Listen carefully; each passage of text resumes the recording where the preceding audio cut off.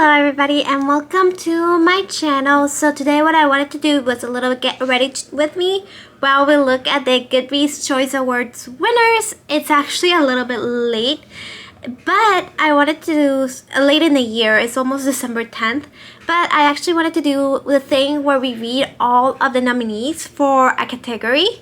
I know a lot of YouTubers do this, like Books and Lala do this, Read with Meg does this.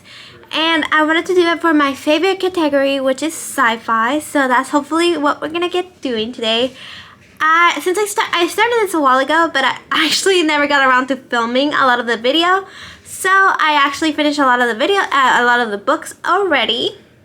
So I wanna just pretty much talk through it and talk through all the books I've read already, and then insert little vlog clips of the books I haven't read yet, because there's still some I haven't read.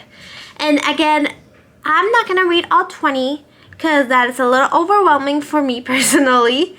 But I'm going to do my best and I'm going to read at least 15 of them. And I know that's possible because I've already read a lot of them.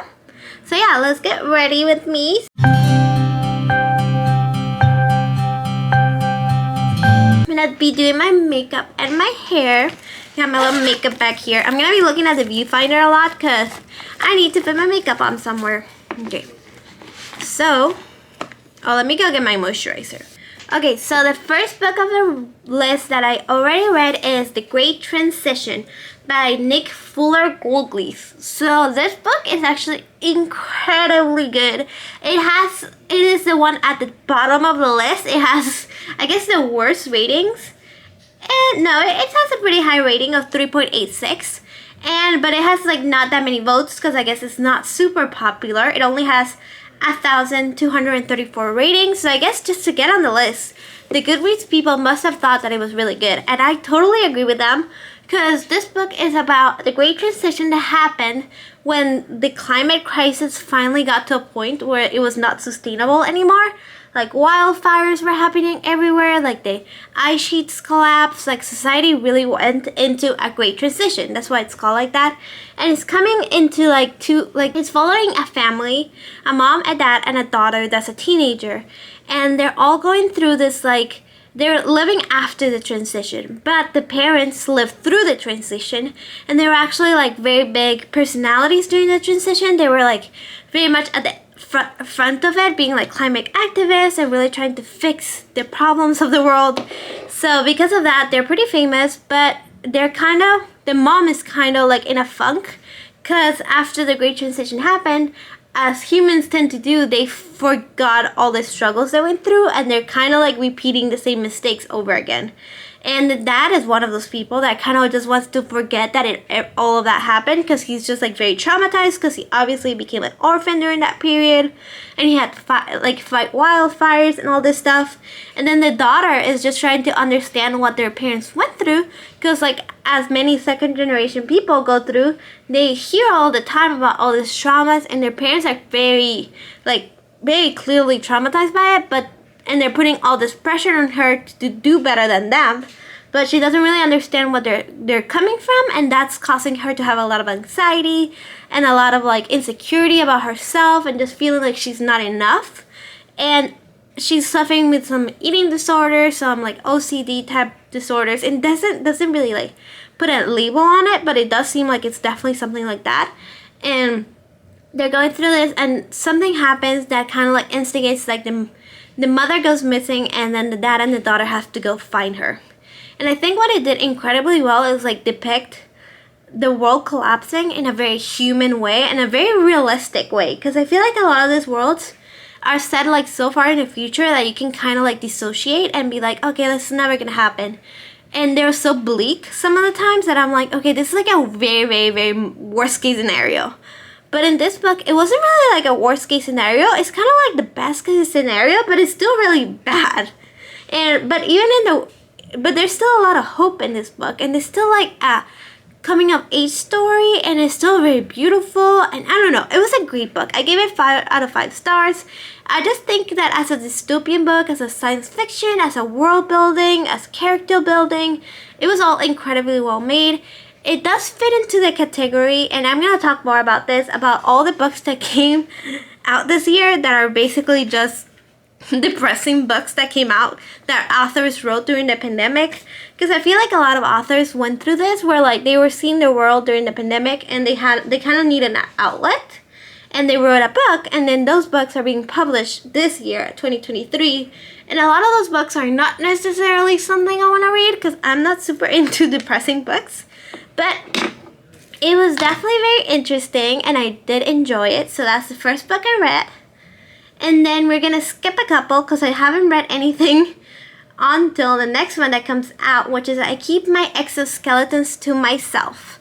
So this one definitely fits into the category of depressing books that somebody wrote during the pandemic, because this book is about this woman who is raising a very young daughter, and in this world, society kind of like had like a lot of prison reform, and instead of like going to prison when you do a crime, you get an extra shadow. So this is kind of like not really science fiction-y, because it never really explains like how you get an extra shadow, like what chemical reactions, like how exactly you like science-wise you go around getting an extra shadow. They never really explain it. It's more like a metaphor. So the people that get an extra shadow in the society basically become like untouchables or like unwantables, because they get like worse healthcare, they have to like segregate themselves into this like worse neighborhoods, they get worse education, and in this society basically the woman was married, and this is not a spoiler, it's in like the first chapter. The woman was married and to a partner, so they were like lesbians, and then they were having a kid via like artificial insemination, and one of the women, the woman that was having the kid, passes away during childbirth.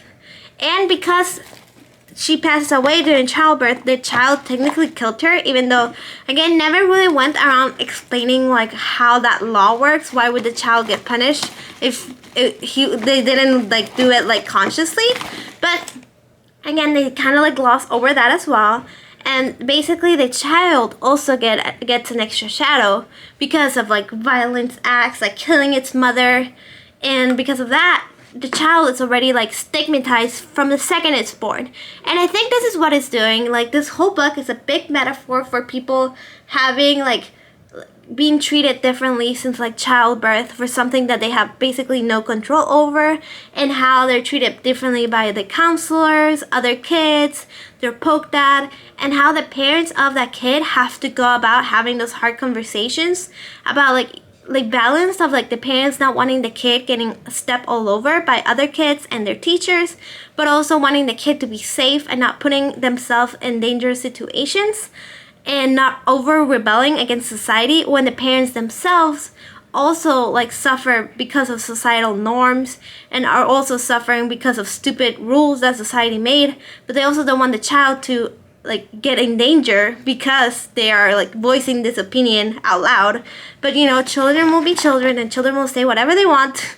So it's kind of like that battle internally, like a mother trying to be protective and a child trying to be rebellious, but they both want the same thing. They both want society to be better, but society won't let them. And it was beautiful. Honestly, as far as science fiction goes, again, like the world building, zero explanation whatsoever. It was just vibes. But I think it had such important conversations, and it was dealing with so many difficult topics in this very beautiful metaphor that I forgave it. And that is big for me because I usually don't forget books for having terrible world building. So that is a good one, and I really did enjoy it. And that one is the next one. Okay, so the next book that I read that definitely fills in the category of books that were wrote during the pandemic is Land of Milk and Honey. I haven't DNF'd this book officially, but I did read 75% of it and never picked it back up. I am hoping that before this video ends, I pick it up, so I might update you with later opinions, but I also want to tell you what it's about before I forget. And if I don't update you about this book, it's because I DNF'd it. So this book is about a chef that is living through a pandemic-like event. So in this world, they're calling it the Great Fog. So this fog basically rolled around into America and all over the world. This fog that is basically, it's like smog, you know, like carbon dioxide smog that is happening because factories are basically polluting too much. And because of that, all the crops started dying. And because the crops started dying, the world population started dwindling, and everybody's kind of like in a very bad spot because like people don't have enough food and they're going hungry, and all societies are kind of collapsing. And this is very much happening like during the collapse, and the chef is working at this restaurant, kind of living like day by day. She's very depressed because like her family, like she's stuck in England because she can't go back home to America, and her mom just died. When she decides to apply to this job on a whim, and this job is in like this experimental farm that some rich person is doing, where they're trying to like solve the issues and kind of like solve their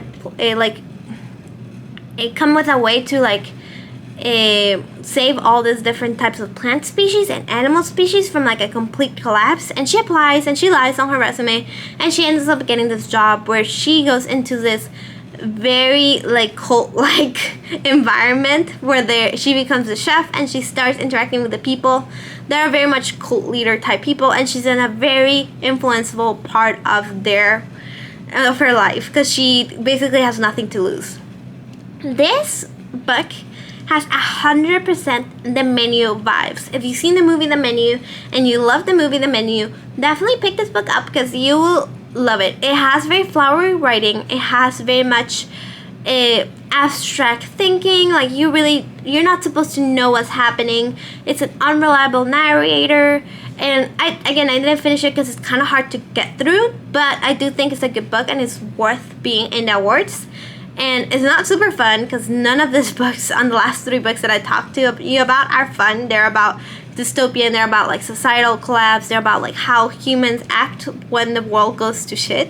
And yeah, I think they're like very much because of that era of the pandemic, authors started like conceptualizing what the end of the world will look like to them. And these last 3 books are kind of like different examples of how people would handle the end of the world. And I think they're all super different and a lot of like very interesting to read about. Okay, and the next book that I want to talk to you about is Children of Time. So the book that is actually nominated is Children of Memory, which I believe is the 3rd or 4th book in a series, the 3rd one. And me as a person, I'm not gonna read all 3 books to make this video because that is an insane person's behavior. Some people might be like that. I am not gonna do it. I read the first one, and I'm gonna tell you what I thought about the first one. And I thought that first one book, because that first book came out like 4 or 5 years ago, is one of the best, most well plotted science fiction books that I've ever read. It is very much like Hail Mary on the level of detail that it has about this society in this world. And humanity again collapsing because of a lot of stupid decisions the humans made, and because of this, the humans are terraforming another world. And in the midst of terraforming this other world, there is a terrorist attack on the ship that is terraforming the world, and because of that, all the scientists died on that ship, and the planet is left like half terraformed. And then in Earth ends up collapsing. The society completely collapses, and the world is not repairable.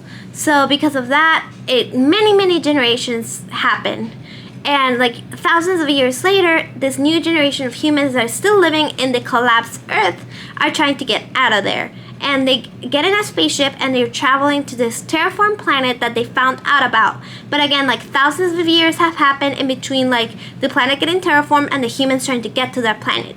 So that planet kept like existing and living and developing as like 2 separate entities away from humans. And the thing is like the humans never really got to finish the terraforming, so the planet kind of evolved very differently from what we're used to. And now the humans that are coming from Earth are gonna encounter whatever is going on that planet. And that is incredibly fun as a concept. And again, like the humans have this technology where they can put themselves in stasis, like go to sleep. And because of that, you see the same character over and over again, but thousands of years are happening in between each time you see him. So it's super interesting, and it reads a little like it came out a while ago, but it's still like chef kiss, super duper fun. And I think you can read it as a standalone. It honestly has a very satisfactory like beginning, middle, and end, and I thought it was totally worth it. It's a very long book, but most sci-fis are very long. That's why I'm not doing all 20 books, because sci-fis usually are over 600 pages, and I cannot handle reading that many of them. So yeah, incredibly well-written book, incredibly good, incredibly entertaining, and I cannot wait to read the other ones. I only read the first one, but I feel like all the other ones are going to be very good. And I am only recommending the first one, not the other three. So now the next one that I actually read is Martha Wells' System Collapse. So this one is a book that came out almost, I want to say, like, they're again on their 7th book. They're on the 7th book. I read the first book, and this one is an extremely short book. I think it could be considered a novella if you read those.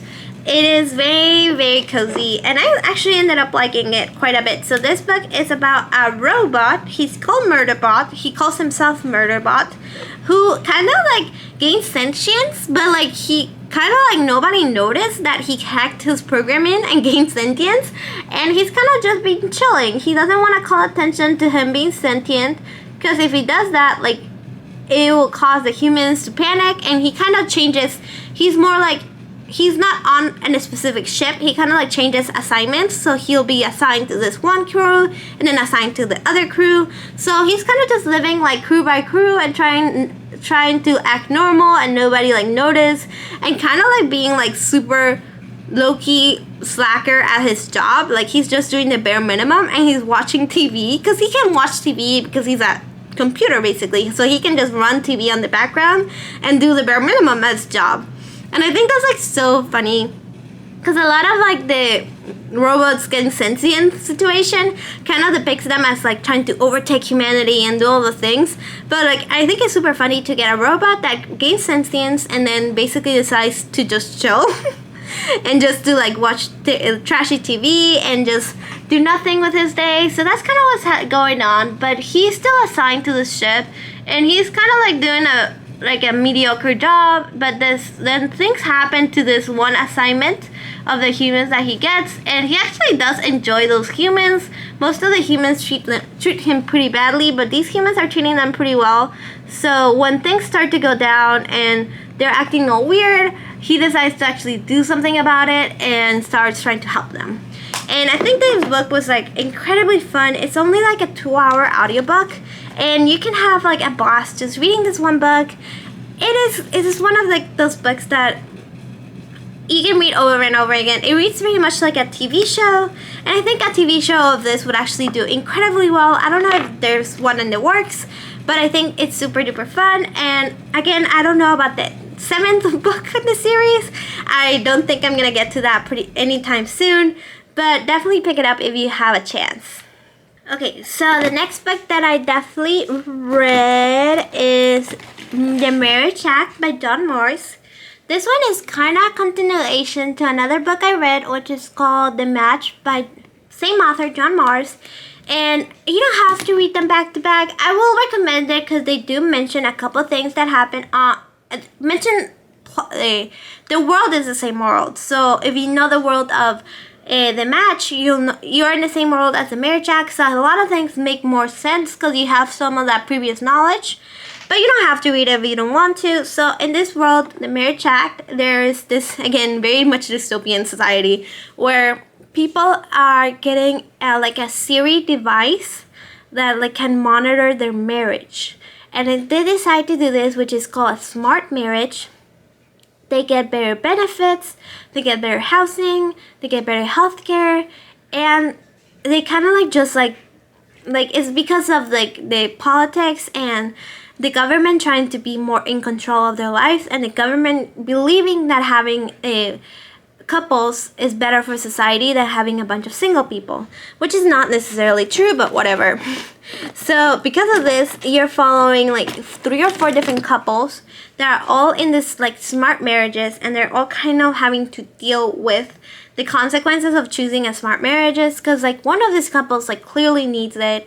They're clearly like not dealing well with each other, not clearly communicating, but they're kind of like ignoring their smart marriage. And the other couple, nothing is really wrong with their marriage, but the smart marriage kind of like flags some of their like witty banter into being like toxic, so they have to go through like therapy via the smart marriage, and because of that, like there's a lot of tension that didn't used to be in there.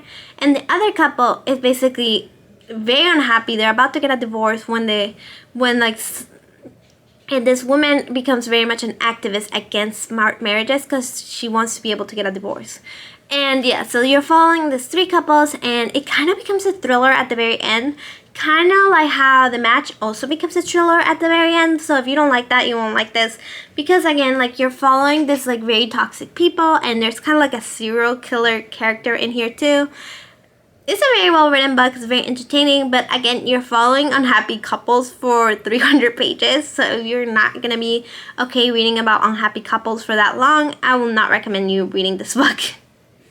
Okay, and that's pretty much all my makeup. I do this, I'm gonna walk you through it. I do this old baby lips, like little thing, and I do a lip liner on top, and then I just rub my lips together. I do a little eyeshadow. I do pinks and browns on my eyes. I do eyelash. I use this one because it's one of those that you kind of can just like tear it off, because I hate having to wash my face with like a lot of harsh chemicals because I have rosacea, so I rather just do like soap and water. So this one comes right off, and this one's by Thrive, and I don't do foundation because again I can't handle it very well, so I do this CeraVe facial moisturizer, and I do this Peach Slices redness relief, which is a color corrector that is kind of like color correction moisturizer. And it has a little bit of, it doesn't have a tint to it, but it does do like my skin look a lot less red. And I do this ColourPop little highlighter, and I use this to where are you from? EM Cosmetics. So I do this one for my blush, and I do the bronzer stick. So yeah, that's all my makeup. And then I have this again, Thrive Cosmetics. And this is my blush, but I'm using it as a mirror. But I also have a powder blush. I'm not using it right now. And yeah, that's my makeup. It's very like light. It's like it doesn't feel like I have anything on my skin. The only thing that I'll do differently is that my eyebrows, I didn't fill them in as much as I usually do, because it's kind of hard to do it with a viewfinder, and I don't want to overdo it either. So yeah, those are my makeup routine, and we can talk about the final 3 books that I've read. So the next one that I've already read is The Starter Villain by John Scalzi, and I don't know if he's a new author. This is definitely the first book that I've written by him, but it's such a fun, like breath of fresh air in the genre. Okay, never mind. He has like a million books I have not read. But again, like this one does feel very new. It's the one with the cat on the cover. Again, I'm going to be putting all the covers right here. But this one is about like a guy who is living a very mediocre life. He just got like divorced. He lost his job, and he's working as a substitute teacher in a high school when his rich uncle dies and leaves his billions to him. But his $1 billion empire is not what it seems, because it's actually like he's a super villain. Like he is basically like a super villain in like comic books. Like he has this front that is basically like parking garages, but in the background he does like all this like super villainy stuff instead. And he has like death rays, talking dolphins, talking cats. It's like very, very wacky and very, very like meta in a lot of ways, because he's kind of like poking fun at the genre. He's poking fun at himself. It's just very much lighthearted, and I love this book.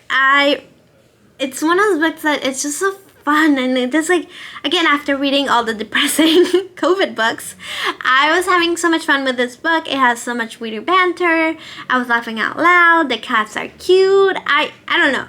It was so much fun. Again, I have not finished this book. I have 25 pages left, but I wanted to do this intro. So if something crazy happened, I'll come back and let you know. But so far, it's an amazing book.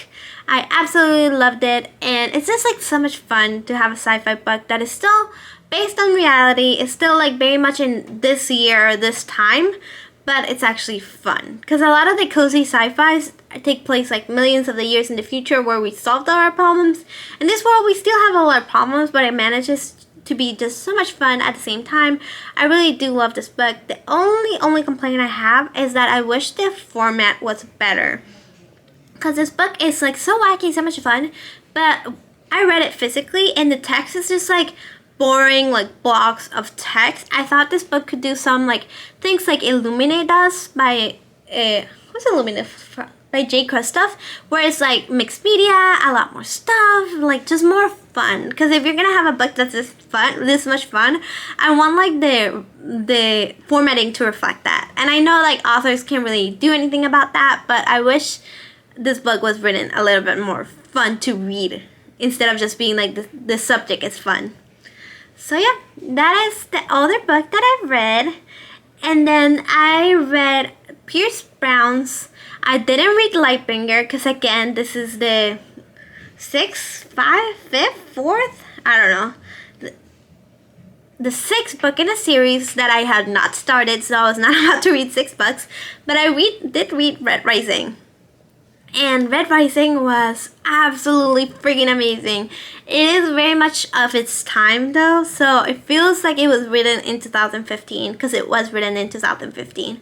So it feels very much like that, but it's still like so much fun. And it's about this boy who's a red, and in this society being a red means like you're the lowest, and it doesn't really has to do with like your skin color or anything like that. It's just because like the way the evolution worked in this world, people started getting like generic engineering to themselves to the point that they kind of like did divide themselves genetically from society. Like reds, which were the poorest members of society, are like smaller, they can't process information as fast, and they don't have like wings, they're not taller, they can't lift as much weight.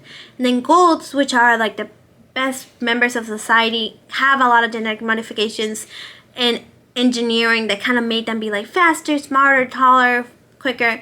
And in this world, like this guy is a red and he's just living day by day, and he's living in the mines, and he's kind of like trying to terraform Mars and trying just to do as best as he can. He is married, and one day something happened that kind of breaks his world open, and he breaks his world view open, and he goes into this massive adventure. And it's very much like it has a ton of chosen one tropes. It has a ton of Mary Sue moments where you can't believe that this guy like is so good at everything. But again, it was fun. It was fast paced. It reminded me of like reading The Hunger Games for the first time. It just had like a lot of those like wacky fun elements, and I can see how the series is very beloved. And I'll definitely keep up with it. Maybe not, I will probably not read all the books right away, but they were all really, really good. And then the last book that I read that I'm not done with is In the Lives of Puppets. And actually, that one I'm only 25% in. And that one's actually the one that won. Spoiler alert. So I'm gonna hold off my opinion till I'm done with that book, but it's so far so good. For me, TJ Klune books are extremely difficult to get into, but once I'm into them, I really enjoy them. I had an incredibly hard time getting into like The House in the Cerulean Sea and his other book. What's it called? And Under a Whispering Door. I had an incredibly hard time getting into those. So hopefully it's just like that. Once I'm getting like more into it, I will be having a lot more fun. So yeah, so far I've read 1, 2, 3, 4, 5, 6, 7, 8, 9 books of the 20, and not all of them are the top 10 because I read books from here and there and everywhere, but I will reach 15 books and I'll give you an update of what I thought of all of them before the end of this video. I'm also halfway through Chain Gang All-Stars, but I'll tell you about it when I'm done. If you can't tell, I'm reading like 6 books at the same time, and it's a little overwhelming, but I don't struggle keeping books straight, so I think I can do it. Okay, bye. Okay, I am back. This is the exact same day. I just went and did my hair. I took off my sweater because my hair takes forever to be done and it's really hot when I do it.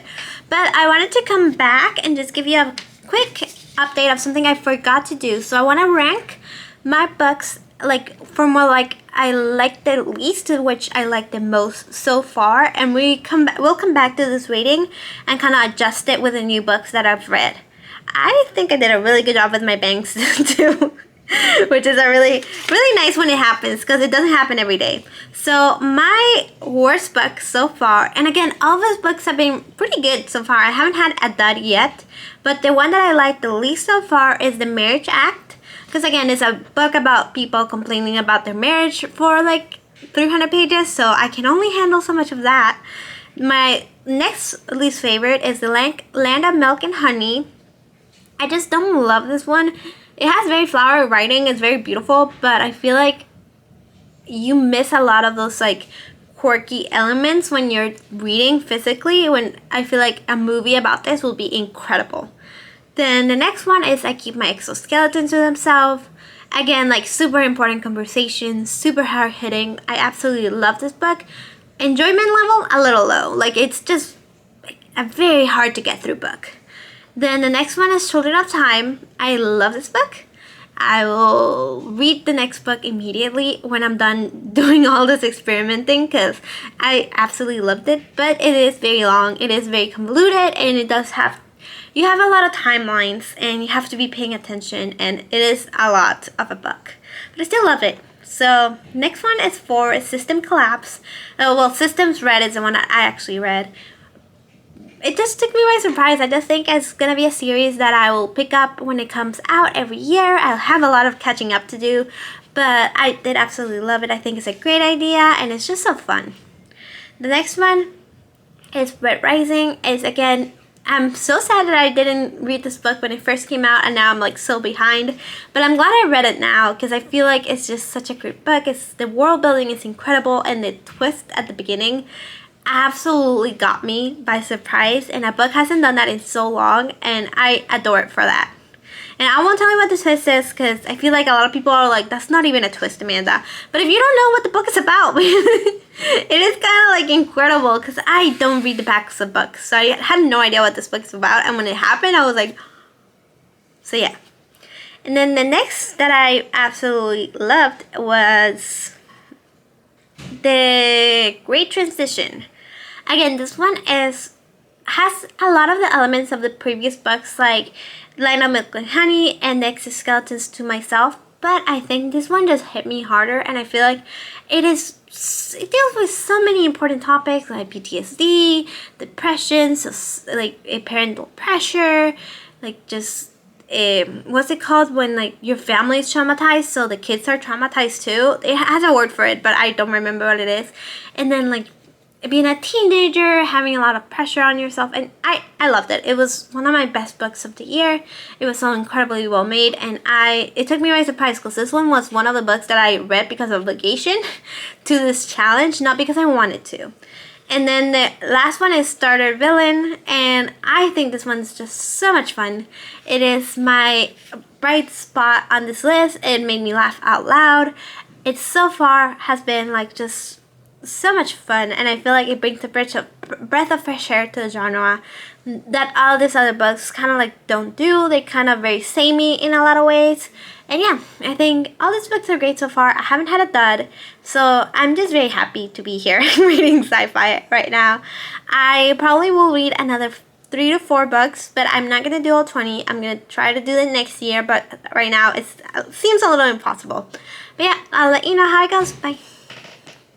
Hello and good morning. We're here in my apartment, and I just wanted to update you in the book that I finished last night. So I told you last time that I hadn't really finished this one, but I had a pretty good idea whether or not I liked it, and I think I put it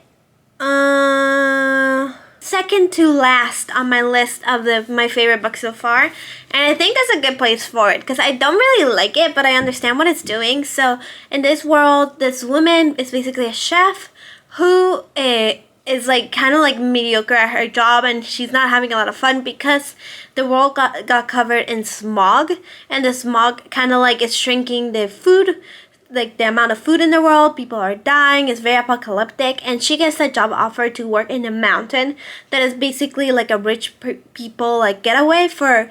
They have like food, they have a lot of animals. It's kind of like a commune, and she goes there because she has nothing better to do, and the people there are kind of crazy, and they ask her to do some inappropriate things, and it's very culty. The reason that I don't really like this is because it feels like it has very little to do, like all throughout the book. It's a very short book too, and then at the end it just gives you an information dump of what happened and what happened, and it does time jumps, and you get a lot of information at the end, which I think that if they hadn't done, I'd have been incredibly unsatisfied, because if I didn't figure out what happened, I would have been like, what the hell. But also the way that she did it wasn't very satisfactory either, because you just get info dumped. And I wish she just spent more time throughout the book kind of making it more eerie, more cultish. She did a really good job in the first half, but then she just kind of the person leaves the cult, and then you get a info dump of what happens. So I don't know, I didn't really love it. I think the writing was beautiful, the setting was very intriguing, it was very atmospheric, the writing was very atmospheric, oh my god, atmospheric writing. The writing was beautiful, but again, beautiful writing doesn't make me like a book. Some people like books just because of their beautiful writing. That's just not me. And yeah, if you want to pick this book up, it's still giving me the Menu vibes. It's still that type of quality of book, and that type of kind of horror, but not really. But it also is nowhere near as violent as the Menu, so don't come with that expectation. And yeah, that is my review. I am reading The Future next. Hello and welcome to my living room. You can see the little tree right there. Let me turn on the light so you can see me a little bit better. The thing is, if I turn on the light, it reflects on my glasses, but who cares? So I continued the journey of reading depressing science fiction novels. Today, the thing that I'm reading is The Light Pirate, and I honestly don't have a huge problem with all these people writing novels during COVID to let out their anxiety about what was going on around them. I do find it very difficult to read all of them back to back to back, because it's just getting to the point where I'm like, I can't live in these people's head anymore. And it's just, I'm almost done. So I'm glad I'm almost done. And I'm glad I've had some funner things spread throughout. But again, now that I'm thinking about it, the funner things that I've read so far are things that were published years ago that I'm just reading right now, like Red Rising and the Murderbot series. Because I know I did a whole thing when I read some oldies too, instead of reading the 7th book in a series. And I think that is kind of telling of how sci-fi was this year. A lot of time you get a lot of fun, spunky, actually in the sky, actually visiting planets, sci-fi, and other years you get very deep metaphors for society sci-fi, and I think both of them are very valid. I just tend to enjoy more variety in my sci-fi, and this year it's just so much hard-hitting, depressing science fiction. And that's kind of where this book also falls, because honestly, so far, The Light Pirate hasn't been sci-fi at all.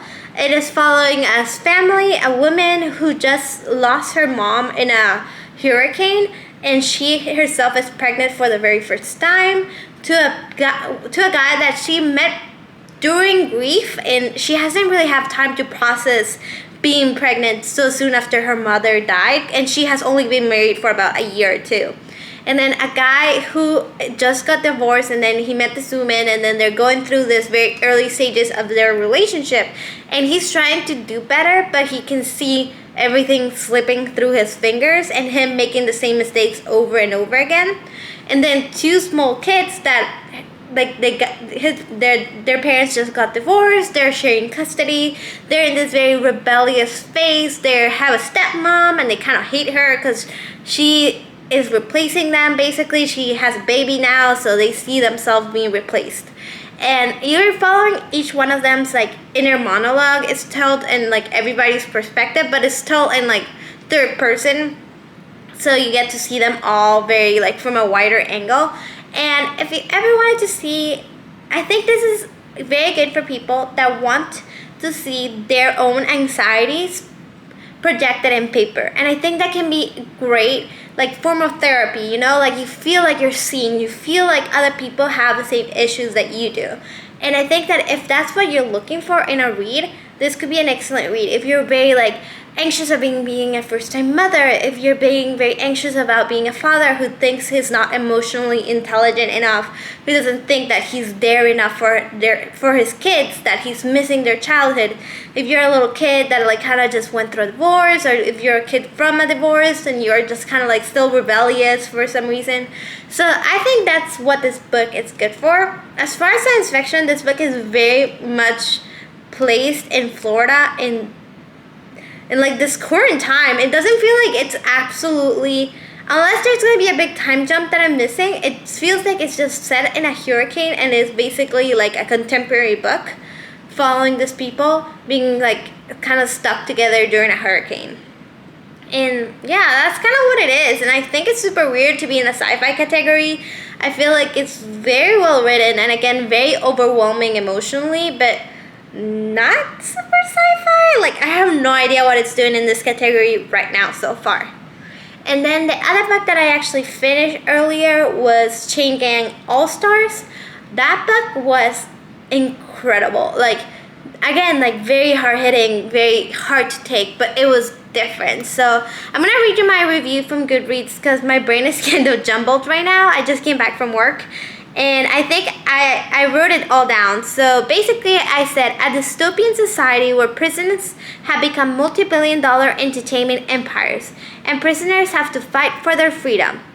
I found this book to be very interesting. The metaphor was a bit transparent, but I think sometimes that can be extremely effective. The author brings you into a world where the prison system is just as bad as it already is, with forced silence, condemned violence, and social isolation. But instead of all these injustices being hidden from the public, they're made into a spectacle for everybody to see. And sponsorship money, of course. This book is actually told in several different perspectives. I thought it was very effective that it told the perspective of the prisoners before they joined the Chain Gang All Stars, which is this televised show where they all kind of have to like murder each other for freedom.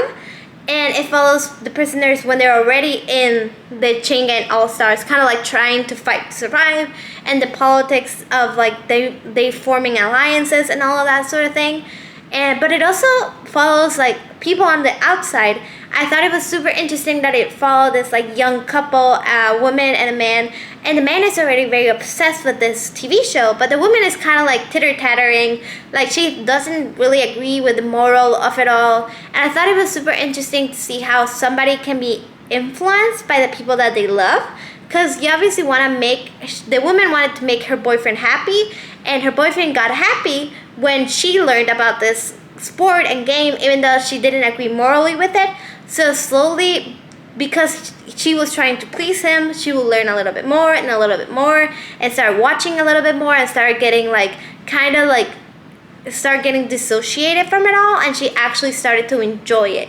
So I thought that was super interesting, kind of like how normal people can lose their morals when everybody around them doesn't have those morals as well, and when the people that you love doesn't really necessarily have that viewpoint, you can very quickly like lose yourself in all of it. And I thought that was the most realistic part of this book. I thought it was super interesting. Again, the prison system, it's a very heavy-handed metaphor. Like, of course, like instead of having like the death penalty like we do right now, like in Georgia, I think they do have the death penalty. They have it in like a more visual, a more like televised, like for everybody to see people actually being murdered. But that doesn't mean that that's not currently happening either, and it doesn't mean that a lot of these horrible things that the people were going through in the book are not happening in prisons right now as we speak. So it definitely like made me think about like prison reform, made me think about like what can we be doing different, how can we get the system to be better, because it also had a lot of interviews where the book was basically asking other people in the book, like, what would you do instead of Chain Gang All-Stars? Like, we still don't want these people out in the street. How would you punish them? And people not really having an answer, but knowing that whatever they were doing is not the right thing. And that's kind of where I am. Like, I don't know what the answer is to the whole, like, prison system, but I know that whatever we're doing right now is definitely not ideal and not justice, and I don't think people are getting reformed in prisons. So yeah, apparently, like, that book really made me think. And again, like, all of these very depressing sci-fis are not bad. They're definitely doing their job of causing conversations but they're not fun. And they're not fun for me to read back to back to back. But again, I thought Chain Gang All Stars was amazing, and I can totally recommend it. Even though I was a little apprehensive when I first started reading it, I found it very interesting. And right now we're getting ready to go to the ice skating ring and like the rooftop bar, like a Christmas rooftop bar. It's a Wednesday, so I don't know how I'm gonna muster up the energy, but I really wanted to do some Christmassy things. So I'll take my camera with you and I'll insert some footage of that. Bye.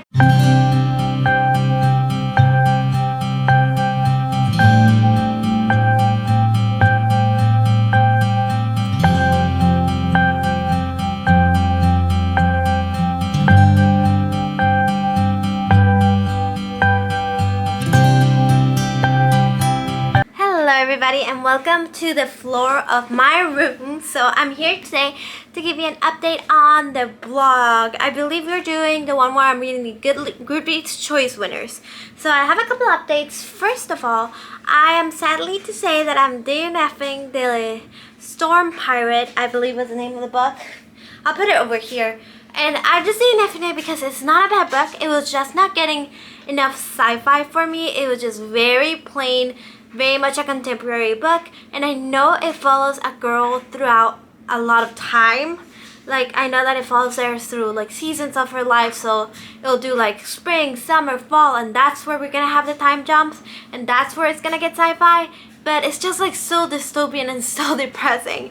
And I'm sorry, but I just read so many depressing sci-fis, I just can't do it anymore. I will take a rain check. I'm not gonna even give it a star rating. I'll probably get back to it because I do think it's gonna be hard-hitting and amazing. I just don't have the heart in me to be hit anymore. Okay, I'm taking a break. I'm taking a break from hard-hitting sci-fi because it's a lot.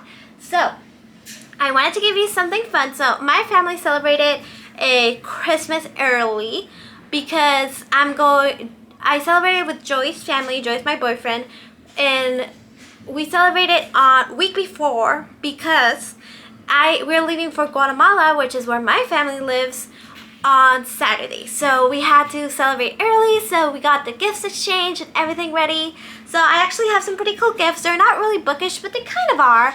So the first gift that I got is this Lego set for flowers. I love making Legos. I have the Lego orchid set, so now I have the Lego flower set, and I already have the vase that I'm gonna put them in. The vase is actually like right over there. Let me see. Am I showing it? Right over there. So that's the pretty vase. It's an avocado vase. It's super funky. Let me see. So that is the vase it's gonna go in right on top of my sewing. So that's gonna be pretty exciting, and that's my first gift that I got. Then the second gift that I got was this very heavy actually cart. So I wanted to get a TBR cart basically because I'm running out of space for books in my bookshelf. I'll show it to you right now. But this is my bookshelf right now.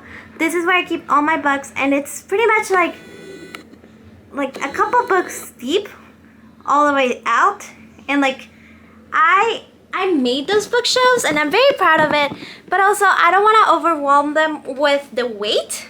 I'm not sure how much weight they can take, and I am a DIY queen, but I'm not gonna risk it and put like more than like a couple layers deep of books in that shelf, because if it falls, it's gonna take my whole wall down and it makes me very nervous. So I wanted to get auxiliary storage, and that's why I got the card. Also my plant, you see that monsteralia behind me? It's like in a weird planter, and it's like an outside planter, and I don't like it because it's like an outside thing inside. I don't like it. So I want to change that, and I'm going to put my plant on top of the cart and then put the books on the other layers, and it's going to look gorgeous. So if I do that today, I'll put it on this vlog. If I don't do it today, it's going to go in another vlog because we got to keep it moving around here. And the second bookish thing that is not really bookish is this puzzle. So it's Bibliophile Diverse Spine Puzzle. So if you look in here, like it has a ton of titles, and this is how the puzzle is gonna look like. And then it's like book, so I can put it in my bookshelf. Like it's kind of like a book, it looks like a book, and I can just have this puzzle there, and it's gonna be so much fun to do of the book spines. But I've read a lot of those books, and I also kind of want to do maybe a video if you're interested where I read some of the spines on my book. So this is kind of like also a book recommendation puzzle, which I think is really fun. And then my third gift is this book. It's A Serpent and the Wing. So I was looking forward to this book, especially this edition, which is gorgeous underneath. I don't have a lot of special edition books, but I do want to start getting a little bit more of a collection. And this one is my first one, so that's very exciting. And I don't know if this is a special edition. It kind of looks like it, but it doesn't have like a sticker or anything. But somebody got it for me, and that's very lovely. And yeah, those are the books. Those are my gifts that I got one for Christmas. And so the bar cart and the book and these other books were from my in-laws, and then the puzzle was from my brother-in-law. We're not married, but I'm not gonna go into the complex dynamics of our relationship right now. But the other thing that I wanted to give you an update at is this book. I'm reading The Future by Naomi Alderman, and this is another sci-fi book for the Goodreads Choice Awards. So in this sci-fi book, it's about a group of billionaires so far that they all got messages saying that the world ended, and now they're trying to resolve it, and it's kind of like a very fast-paced book. I've only read 20 pages. I'm going to give you a better summary once I'm a little bit more into it. And then the audiobook that I'm reading is actually The Ferryman. That is another book for the sci-fi books. I'm going to tell you what I'm doing on the floor, because I'm not just on the floor for fun. I do like laying on the floor, but what I'm doing here is that I'm working on finishing all my handcrafted Christmas gifts. So I'm really big into giving my family handmade gifts when I can. So I'm gonna make some tote bags out of this fabric. So this fabric I actually made it myself. I weaved it myself, and I dyed it myself. So it was like a long process. It took me 3 weeks just to make the fabric, and now I'm gonna make tote bags out of it. Hopefully I can get at least 2 tote bags out of it, one for each one of my grandmas, and if I can't get 3 out of it, I'll keep one myself, because honestly, I also want to keep something for myself. You know, I spend tons of time just working on this, and I already have my mom gifts already done. I'll go get it. I'll bring it right back. So this is the gift that I made for my mom. I'll let you focus on me, camera. So this is basically another handmade weaved item, but this is a scarf. So this is a scarf on all its glory. It's pretty long actually, and I did this lacing work at the end. I'm super proud of it. It's pretty much like the only lacing I've ever done on weaving. And the story behind this is that my mom really likes hummingbirds, so I wanted to do a scarf that kind of looked like a hummingbird flying away, kind of like the same colors, like reds and blues and golds and greens. And let me put it on for you. So this is kind of what it looks like on, let me get on the right side of the lighting.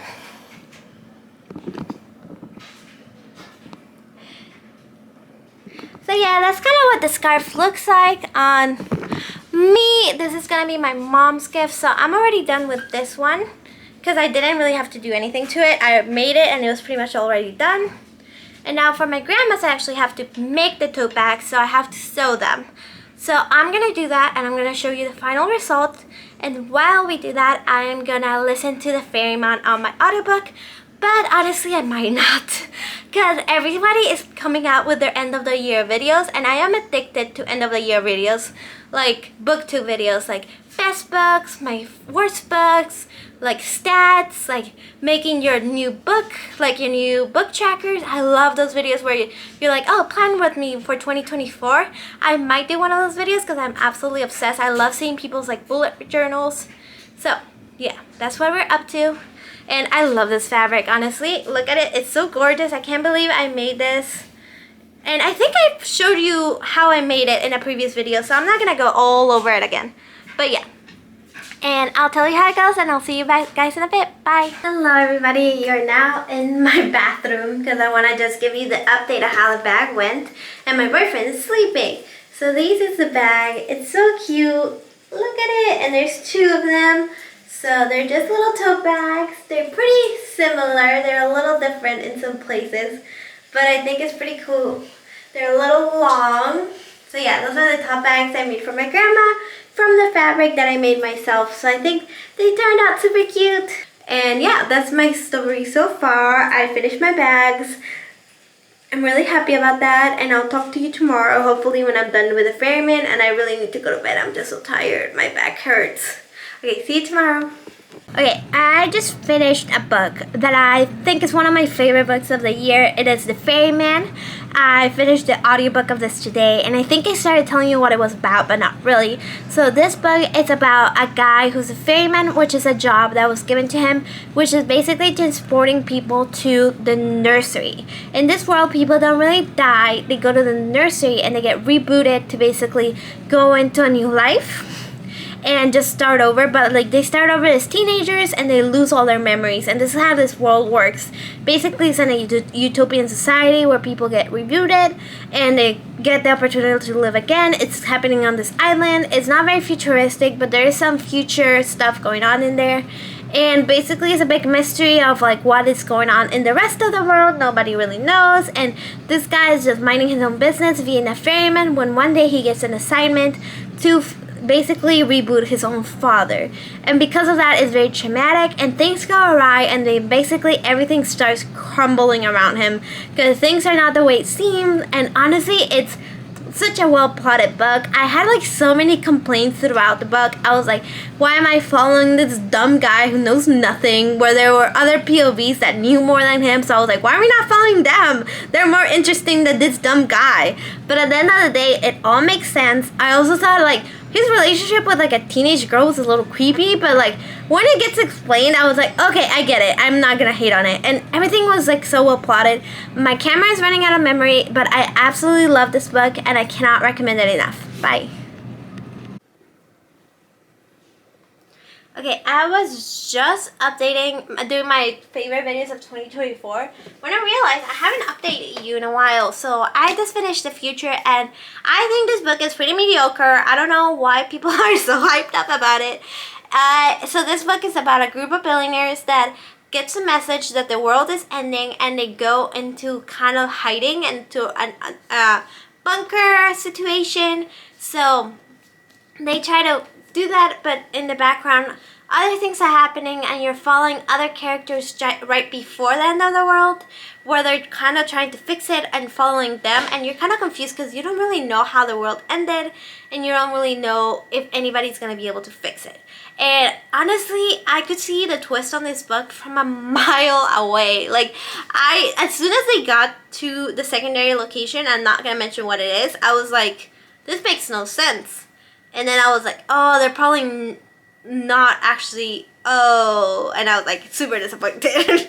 So yeah, nope, didn't like it. And I bought this book for full price, and it was really expensive, and I'm kind of pissed off because I thought I was gonna love it. So woohoo to me. But yeah, not the best. And I have one book left, just one book left, and I get to post this video. I'm really excited. Okay, bye.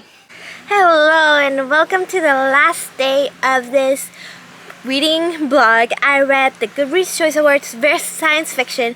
This video took me so long to do. It was kind of like, and now I'm in Guatemala, I'm actually at the beach, but I'm doing a separate blog for this, so I'm not going to talk too much about it. But basically, I finished the 12 books for the Goodreads Choice Award. I finished all the top 10, and I sprinkled in 3 books, like 2 books that were not in the top 10. So the last book that I finished that I hadn't really talked about at all was In the Lives of Puppets, and I'm really disappointed because I've been reading this book because I thought it was going to be the winner, so I started reading it at the beginning of this blog, and I could not get through it. I was like so bored, so disappointed, and I think I kind of like got my feelings in order. So what I think went wrong with this book is that all the other TJ Klune's books I've read so far, The House in the Cerulean Sea, and what's the other one called? The Under a Whispering Door. they were kind of like unlikable characters that got themselves into a situation that made them grow as people. In this book, it was kind of like an already likable character that already is in a fantastical world, and it's already in a really cozy setting, and then you have to destroy all of that and destroy all his life and build him back up. So that's kind of like what I was not really enjoying it. I don't really love stories where, first of all, they're traveling for a good chunk of the time. Second of all, is a very like weak retelling of Pinocchio. And third of all, I don't really like stories where you have to like break people down and build them back up. That might be something that you particularly like. That's something that I don't particularly like. And then my third thing is that a lot of the side characters of those other books were like the strongest part of the book, and the romance was really the strongest part of the book. In this one, the side characters were really annoying. They were like little robots that were supposed to be cute, but like some of them were cute. I really liked the vacuum and the nurse.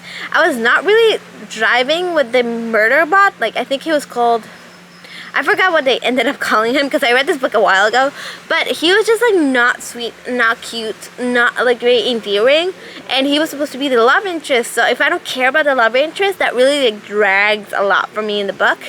And yeah, it's a fine book. It's just like nowhere near the quality of the other TJ Klune books I've read so far, and the fact that I read them all this year, so they were all really like fresh in my brain, made it seem like even worse. So yeah, I don't agree that that's the best book of the year in the sci-fi category, but you know, like, it's kind of like a popularity contest, so I'm gonna give you my official top 12 of the books that I actually read. So I'm gonna start with The Light Parrot at the bottom of the list. I DNF'd this book, so I'm not gonna really like give you a rating for it. It was just like a DNF through and through. I only read the first like 100 pages. The next one is Land of Milk and Honey. I just thought that the plot was really weak, and it had flowery writing but really nothing else going for it. I gave it 2 stars. The next one is The Marriage Act. I kind of have this problem with this author in general, John Mars, where he kind of tries to make like a thriller out of a book at the end, and I don't really love that because I don't feel like it builds up good enough.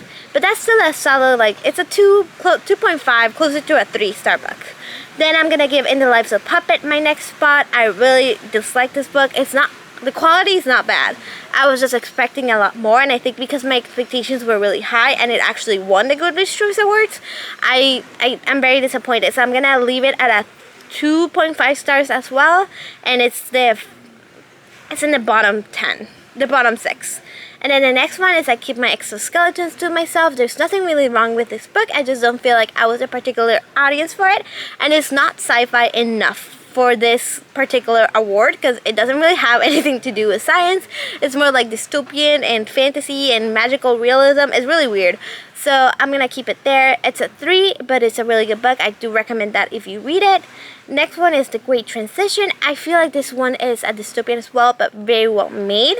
And it was very thoughtful and thought-provoking, but again, it was not super entertaining, and it did have like some debut novel syndrome where it felt very cliche in a lot of ways. So that one is gonna be like 3.5, but I will read from this author. Next one is Chain Gang All Stars. I really did enjoy this book. It was extremely well written. It had kind of like very heavy-handed messaging, but at the end of the day, it was very entertaining, and I feel like it really accomplished a lot. So that one's also at 3.5. Next one is the book that I read that's kind of like an older book already, but it's All Systems Red. It's the first one of the Murderbot series. I thought this was like so endearing, so much fun, and it was like a kind of like a quick little novella that I feel like I'll pick over and over again when I just want something comfy to read. And that one is my first 4-star book.